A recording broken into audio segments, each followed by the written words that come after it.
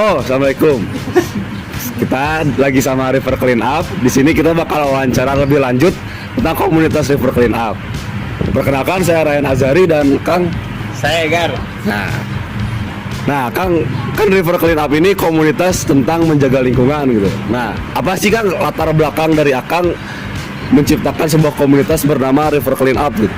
Oke, jadi basicnya sebenarnya pergerakan ini pergerakan global ya. Jadi clean locally, celebrate globally, itu salah satu tagline-nya kita. Jadi awalnya sebenarnya pergerakannya 2017 di Belgia. Teman saya namanya Thomas, ada challenge sebenarnya buat dia, 10 minute clean up gitu ya. Jadi lu main keluar rumah terus lihat sekitaran lingkungan kalian gitu ya, ada masalah sampah nggak sih, ambil sampah orang untuk matahin ego bahwa walaupun kamu tidak nyampah tapi masih banyak sampah di sekitaran kita dan itu dihasilkan oleh orang lain. Jadi kan mungkin banyak sekali mindset yang masih berpendapat bahwa gua mah nggak nyampah gitu, jadi ngapain, itu bukan urusan saya gitu, itu urusan orang lain, atau mungkin gua kan sudah bayar bulanan untuk biaya angkut sampah, jadi ya sudah ada yang in charge. Tapi ternyata tidak seperti itu. Kondisi di lapangan, jumlah sampah sudah sangat overloaded gitu ya. Dan dari 10 minute clean up itu, dari mematahkan ego untuk mau bergerak, itu jadi solusi paling sederhana sebenarnya, karena itu sudah terlanjur ada di lingkungan dan harus ada yang membersihkan. Dan bersih-bersih nggak bisa sendiri, harus bersama-sama. Makanya akhirnya terus merebak dari Belgia lanjut ke Jerman, Rhine Clean Up, sampai per bulan ini kita ada di 88 negara dan 171 sungai. Gitu. Datanglah ke Indonesia. Di Indonesia, di Jawa sendiri kalau lebih ngerucut lagi, sebenarnya kan ada 3 sungai panjang ya. Ada Berantas, ada Bengawan Solo, sama Citarum. Dan sedihnya tahun 2018 Citarum sudah punya predikat yang negatif, the most polluted river in the world. Dan itu akhirnya saya ngobrol dengan teman-teman di Belgia bahwa memang kalau mau ada pergerakan di sini harus ada pendekatan yang memang harus dilakukan secara komprehensif. Artinya memang dari hilirnya ya bersih-bersih itu di hilir ya. Hilir. Yang paling utama dari hulunya apa? Edukasi. Akhirnya itu tadi mulailah di Indonesia kita mulai kick off sebenarnya tahun 2019 itu ada alat yang sudah dipasang, jadi kita bawa teknologi tapi belum diaktifasi people-nya. Baru aktivasi people-nya itu 2021 akhir karena ada pandemi 2020 ya. 2020 pandemi. Akhirnya 2021 kita memberanikan diri untuk activate people-nya dengan pola 3 pilar untuk nge-tackling masalah ini. Si masalah sampah yang ada di sungai teh, versinya kita bisa diselesaikan dengan clean, educate, and transform. Clean-nya with people and technology. Jadi saat ini kalau di Indonesia kita ada partners yang sedang berjalan dengan Plastic Fisher. Kita nginstall ada 9 trash boom, 9 sistem di Bandung Selatan, di anak-anak sungai yang menuju ke Citarum. Jadi sebelum ke Citarum kita udah masang si sistem-sistemnya tadi. Kenapa nggak di Citarumnya, Kang? Karena ternyata yang masalahnya sebenarnya kan di Citarum, tapi memang kontributor sampah-sampah menuju Citarum adalah anak-anak sungainya, salah satunya yang di belakang kita ini, Cikapundung gitu ya. Masih banyak anak-anak sungai yang lainnya. Dan kita datangnya di Bandung, base-nya sekarang ini lagi di Bandung karena memang Citarum hulunya memang ada di sekitaran Bandung. Akan lebih mudah kalau kita memang lebih dekat dengan hulunya dan solving problemnya dari hulu. Clean, educate, and transform. Keren. Gitu. Nah, biasanya nih Kang, di River Clean Up ini kan ada program-program ya kan? Nah, apa aja sih Kang programnya? Bisa tolong dijelasin Kang? Ya, jadi tadi dari turunannya yang kita bawa dari sisi assessment masalah persampahan di lingkungan dan di sungai adalah ada 3 tadi, people and technology with clean up. Clean-nya tadi, kalau teknologi saat ini sudah diinstal dari 9 titik. Per Desember kemarin kita sudah mengumpulkan 130 ton sampah plastik dan residu kebanyakan. Gitu. Terus dari people-nya sendiri melakukan giat bersih-bersih. Yang kita buka untuk para volunteer, kita nyebutnya River Warriors. Rekan-rekan yang hadir itu biasanya dalam 1 bulan 2 kali itu 23 ton sampah non organik gitu ya. Jadi ini pola pembersihannya. Tapi jadi ada people and technology-nya. Terus turunannya itu tadi kegiatannya. Tapi selain itu, selain clean ada educate. Lanjutannya adalah jadi gerbangnya menuju ke educate. Jadi ketika orang-orang datang nih, para River Warriors datang ke sungai mengusin sampah, akhirnya mereka you see, you touch, you smell, you understand the problem. Oke. Wah, gue 60 menit capek-capekan kayak begini gitu ya. Ada experience yang akhirnya aduh kayaknya nggak harus kayak gini. Kan harusnya kita ngobrol sekarang tuh bukan ngomongin sampah di sungai. Harusnya kita ngomongin lu gimana bikin riset yang lebih baik untuk quality of life. Sungai lu udah bisa dipakai untuk kegiatan anak-anak belajar dan lain-lain. Bukan lagi ngomongin sampah, tapi ternyata kita masih ada di stage itu. Dan edukasinya, turunan edukasinya saat ini kita lagi ada River Cleanup School Program. Sekarang lagi piloting di Bandung 7 km dari mulai utara sampai dengan ke sini titiknya.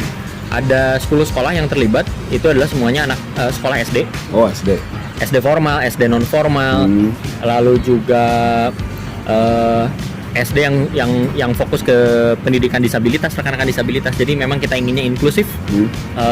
Dari sana itu pilar untuk edukasi, awareness, lalu juga ada pembiasaan. Jadi pola utamanya adalah bersih-bersih itu di hilir, tapi di hulunya adalah perubahan perilaku sebenarnya. Tadi dari masalah utama orang-orang yang sesederhana lu harus milah sampah dan nggak buang sampah sembarangan. Jadi dengar ya, jangan buang sampah ke sungai lagi. Sampah ke sungai. Karena nggak baik juga. Dengar juga kan, per jamnya itu 1 ton sampah.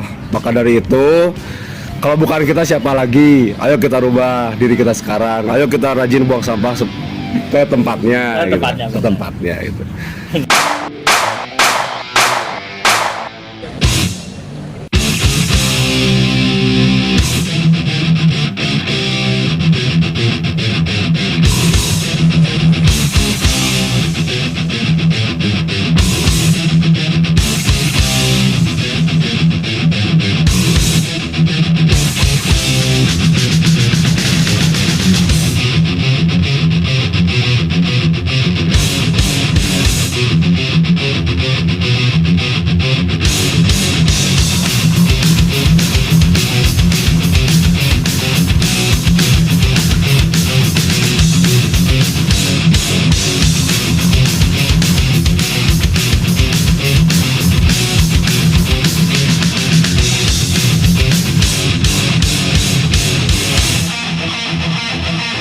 Halo, jadi kita beres ngikutin program dari River Cleanup, yaitu tentang bersih-bersih di sekitaran Braga. Di sini saya sedang bersama Akang Habib dari mana, Kang? Kalau saya dari Green Generation Jawa Barat. Dari universitas? Oh, kalau universitas saya dari Universitas Islam Negeri Sunan Gunung Jati Bandung. Aku Raihan, Kak. Andi. Bila. Dari ITB ya, Kak? Ya, dari ITB. Oke. Kesan-pesan Akang nih selama mengikuti ke program dari River Cleanup tuh gimana nih, Kang? Kesan-kesan saya selama ikut program daripada River Cleanup ini, kita juga sama tadi kan bersama River Warrior, itu sangat bagus, sangat baik. Di sini kita bisa menemukan banyak manfaat ya. Di sana juga para River Warriors juga diberikan edukasi tadi juga oleh para mentor-mentor, oleh River Captain juga tadi kan. Terus kita juga di sini bisa menemukan fakta-fakta menarik ya di balik keindahan kota Bandung yang katanya kota yang dilahirkan ketika Tuhan tersenyum itu kan ya. Ternyata tidak seindah itu, kawan. Iya, ada banyak tumpukan sampah, ada banyak sampah-sampah berceceran di mana-mana, terutama sampah rokok itu tadi kalau kita temukan. Aku suka banget sih kegiatan hari ini, bikin orang-orang benar-benar megang permasalahan mereka di tangan mereka sendiri, dan akhirnya menyadarkan sebenarnya tanggung jawab masalah sampah itu bukan ada di orang lain gitu, tapi ada di diri kita sendiri gitu. Jadi ketika orang partisipasi sama River Cleanup, they get to see the problem that they create, dan menurutku itu narasi yang sangat penting sih. Berarti balik lagi harus dari diri sendiri juga ya, Kak? Apa sih ilmu-ilmu yang Akang dapat gitu setelah mengikuti program dari River Cleanup ini? Apa yang kita dapat dari River Cleanup ini itu luar biasa, banyak sekali ya. Salah satu contohnya ketika kita mengikuti event yang diselenggarakan oleh River Cleanup, di sana kita menemukan kita mendapatkan edukasi baru dari banyak mentor dari para River Captain. Di sana mereka menjelaskan mana sampah yang bisa di-recycle, mana sampah yang harusnya jadi residu, mana sampah yang benar-benar tidak bisa lagi diolah sama sekali. Dan yang kerennya di River Cleanup itu, mereka ketika mereka pungut-pungut sampah, ketika mereka clean up daerah sekitarnya atau di sungai, mereka tidak langsung dibuang ke TPA atau tempat pembuangan akhir, tapi dibawa ke tempat khusus untuk di-recycle ulang. Nah, di situ kita dapat pelajaran bahwa ketika kita membuang sampah kemudian kita angkut bersih-bersih, bukan tidak bagus ya. Bagus sih bersih-bersih sampah, tapi alangkah lebih baiknya tidak dibuang langsung ke tempat pembuangan akhir, melainkan diolah dulu, di-recycle dulu ke tempat yang memumpuni. Saya kira begitu. Luar biasa sekali. Luar biasa sekali. Pasti manfaat yang kakak dapatin setelah ikuti acara River Clean Up ini? Oke, jadi kalau kita udah mengikuti nih, kita bakal tahu gimana sih buruknya kita sebagai manusia. Kita nggak bertanggung jawab atas lingkungan yang ada di sekitarnya. Kita udah dikasih banyak sama lingkungan kita, tapi bagaimana timbal baliknya gitu. Dan akhirnya kita melihat secara aktual bagaimana kita memperlakukan lingkungan itu semena-mena gitu. Kita nggak bertanggung jawab atas lingkungan yang kita yang ada di sekitarnya. Jadi secara di sini aku bisa melihat secara aktual bahwasanya ternyata banyak banget orang yang gak bertanggung jawab atas sampah mereka yang mereka hasilkan, seperti itu sih.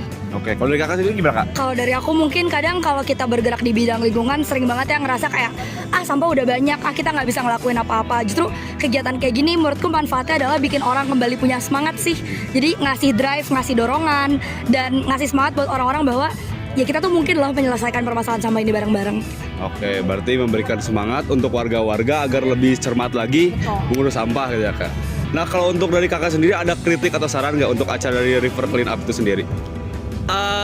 Paling sarannya ya, jangan cuman ikut acara ini aja, karena acara ini hanyalah kita ini bukan menyelesaikan masalah. Kita hanya bagaimana kita mengetahui kondisi aktual, kita memberikan semangat kembali. Tapi ternyata permasalahan itu nggak bisa diselesaikan dengan acara ini doang. Kita nggak bisa cuma bersih-bersih, karena pada akhirnya ini adalah di hilirnya. Ketika sampah itu udah dihasilkan dan dibuang. Jadi kita kedepannya kita mulai nih dari hulunya. Hulunya itu seperti apa sih? Bagaimana sampah bisa di-recycle, di-reduce dan lain sebagainya gitu.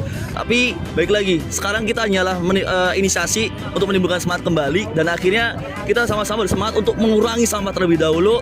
Jadi kedepannya marilah kita mulai 3R gitu. Mulai dari mengurangi, mengumpulkan dan sebagainya, kita pilah, kita benar-benar bertanggung jawab atas sampah kita masing-masing. Jadi jangan cuman berhenti di sini gitu.